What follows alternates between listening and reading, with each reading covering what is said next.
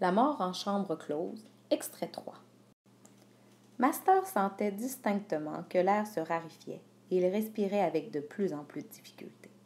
Il se rendait compte que ses facultés de raisonnement allaient déclinant et qu'il disposait de moins de temps qu'il ne l'avait d'abord pensé. Pour ne pas perdre son sang-froid, il se polarisa sur ce problème afin de penser à autre chose qu'à l'inéluctable dénouement qui l'attendait. Lynette avait téléphoné ce matin de New York. Elle aurait eu le temps de sauter dans un avion pour revenir et repartir là-bas, mission accomplie, sans que l'on découvre le corps. Si elle s'était réellement rendue à New York, il y avait eu des escales en cours de vol. Mais Master se rappela qu'Anne, la sœur de Lynette, lui avait également parlé au téléphone ce matin. Donc Lynette était bien chez sa sœur à New York. En conséquence, si elle avait projeté de tuer son mari, il aurait fallu que les deux femmes soient complices, ce qui était quand même assez invraisemblable. Autrement, il aurait été impossible à Lynette de disparaître un laps de temps suffisamment long sans courir le risque, élevé, qu'Anne découvre qu'elle s'était éclipsée. Conclusion, des trois suspects, Lynette était celle dont le mobile tenait le moins bien la route. Encore que la petite barmaid fauchée qu'elle avait commencé par être, eut beaucoup à gagner de la mort de Master. Neuville et Ratman pouvaient tout aussi être coupables l'un que l'autre. Le dédain que son frère affichait ostensiblement pour les biens de ce monde ne trompait nullement Adrienne. Personne n'était à tel point inaccessible à la tentation de s'approprier une immense fortune à portée de main. Quant à Ratman, c'était un homme d'affaires comme Master lui-même. Et c'était pour cette raison qu'il s'était associé. Il n'hésiterait pas à faire le nécessaire. Et puis, Master se remémora qu'il avait demandé à Ratman, à qui il avait téléphoné, de lui communiquer, chiffre à l'appui, les thèmes du contrat qu'il négociait. Son associé lui avait promis qu'il le rappellerait ce soir à 21h pour lui transmettre. Master jeta un coup d'œil au cadran phosphorescent de sa montre. 20h52. Comme lui, Ratman était d'une ponctualité scrupuleuse. Si le téléphone sonnait à 9h pile, il n'y aurait pratiquement aucun doute. Ce serait Ratman qui l'appellerait de Saint-Louis. Il n'aurait aucune raison de feindre de demander une communication interurbaine, sachant que Master était enfermé dans la chambre forte, condamné à mourir asphyxié. La question était de savoir si la sonnerie s'entendrait à travers l'épaisse porte d'acier. Oui, il devrait pouvoir l'entendre si, comme c'était hautement probable, l'assassin n'avait pas remis en place le panneau de chaîne qui la dissimulait afin que le meurtre passe pour un accident. À 9h moins 5 exactement, Master s'avança à l'aveuglette jusqu'à la porte à laquelle il colla l'oreille. Si le téléphone ne sonnait pas à l'heure dite, il y aurait toutes les choses pour que Ratman soit le meurtrier. S'il sonnait... Soudain, presque imperceptible, la lointaine mais bien reconnaissable sonnerie intermittente résonna dans les ténèbres de la chambre forte. 9h moins 1. C'était bien de Ratman de téléphoner avec 1 minute d'avance. Master s'éloigna de la porte. Sa respiration devenait de plus en plus laborieuse. À cause de la tension ou du manque d'oxygène? Il était incapable de le dire et s'astreignit à ne pas tenter d'approfondir la question. Et s'il cognait sur le mur du fond?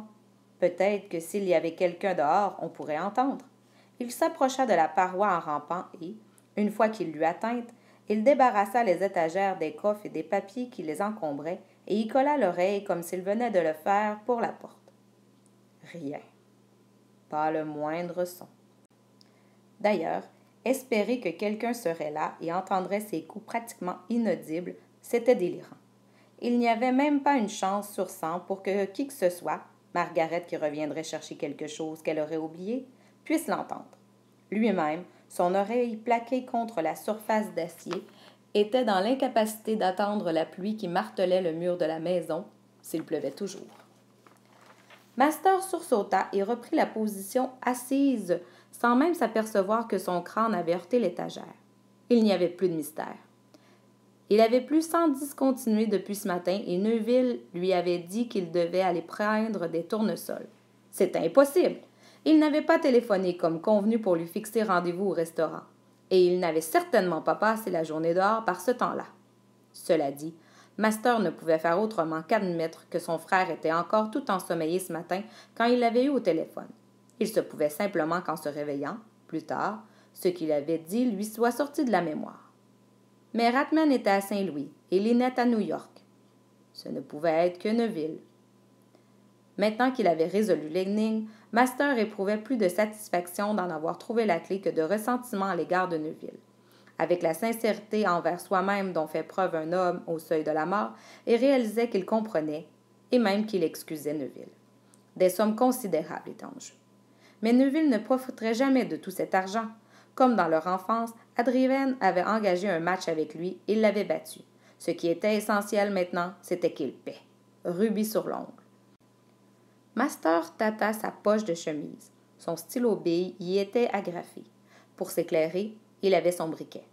Bien qu'il sût parfaitement qu'en l'allumant dans cet espace confiné, il brûlerait une partie de l'air précieux qui était enclos et que ça ne ferait que hâter sa faim. Pourtant, il fallait s'y résoudre. C'était, à présent, des râles qui s'échappaient de sa poitrine tandis que ses doigts qui tremblaient tiraient frénétiquement le tiroir d'un classeur. Il en sortit une chemise qu'il posa à plat par terre, saisit son stylo et, de la main gauche, actionna la molette du briquet. Il ne fallut pas plus d'une demi-minute pour écrire bien lisiblement le nom de Neuville sur la couverture de la chemise et, sous cette dénonciation, une seule phrase. Je l'ai vu fermer la porte. La peine de mort avait été récemment remise en vigueur dans cet État pour les crimes crapuleux commis avec préméditation. Ces 7 mots suffiraient pour que, comme lui, Neuville périsse en luttant vainement contre la suffocation dans un local à peine plus grand qu'un placard.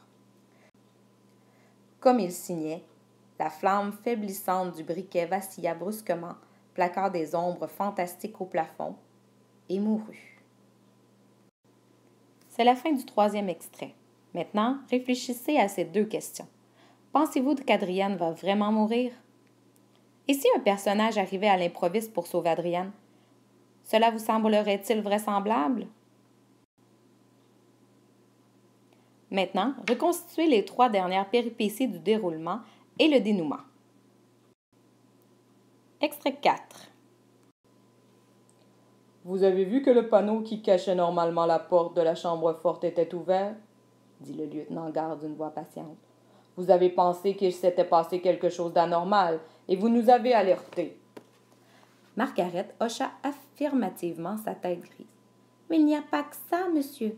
Monsieur Master était toujours dans son bureau le matin quand j'arrivais pour préparer le petit déjeuner. Je lui demandais ce qu'il voulait et il me le disait pour que je vienne le lui servir à 8 heures.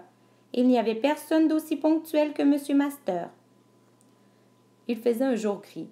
Le ciel était chargé et il pleuvait toujours. Les rideaux étaient maintenant ouverts. Ouverte aussi la porte de la chambre forte où les techniciens de la police s'activaient, photographiant le cadavre de Master, l'ultime message qu'il avait laissé et tout ce qu'il y avait d'autre à l'intérieur. Le médecin légiste avait déjà constaté le décès et il était reparti pour prendre son café. Margaret pleurait sans bruit. Les techniciens en avaient fini, à présent, et l'ont sorti de la chambre forte, le corps dissimulé sous un drap. La femme de charge, écrasée par le chagrin, suivit la civière des yeux. Les infirmiers ouvrirent le portail et se hâtèrent sous la pluie pour rejoindre l'ambulance qui attendait. Profitant de ce que la porte était ouverte, Major, qui n'avait pas fait son habituelle promenade matinale, sortit derrière eux et se mit à florâtrer et cabader sur la pelouse comme il le faisait toujours, encore qu'il jouât ainsi moins longtemps que quand il était plus jeune. Il ménageait sa patte droite. Elle lui faisait mal. Elle se ressentait encore du bond qu'il avait fait, heurtant violemment la porte massive de la chambre forte, quand le sifflement soudain de la bouilloire l'avait réveillé en sursaut. À l'intérieur de la maison, le lieutenant-garde demanda à Margaret « Qui est Neuville? »